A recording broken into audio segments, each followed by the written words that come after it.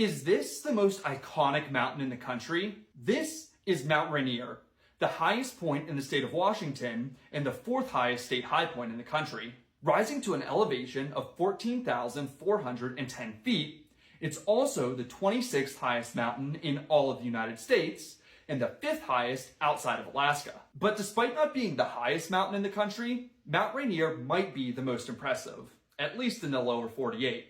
That's primarily due to the fact that the mountain has an insane level of prominence. In fact, with 13,210 feet of prominence, it's the second most prominent mountain in the country and the 21st most prominent anywhere on Earth. For reference, Mount Rainier has more prominence than K2, the second highest mountain on the planet. This helps explain why Mount Rainier absolutely dominates the skyline from many parts of the Pacific Northwest. It rises roughly 10,000 feet above the surrounding landscape and can be seen from as far away as Vancouver, Canada, or Corvallis, Oregon on clear days.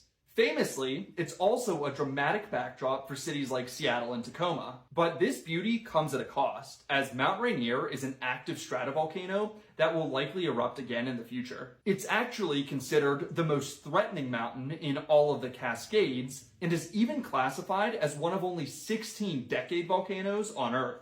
Decade volcanoes are particularly hazardous due to their history of large destructive eruptions and their proximity to major population centers. Unfortunately, all signs point to the fact that Mount Rainier will likely erupt again in the future, and it may produce an eruption so large that it actually collapses in on itself. But for the time being, it's one of the most impressive and iconic mountains anywhere in the United States. Comment below what you think is the most iconic peak in the country, and follow for more geography content.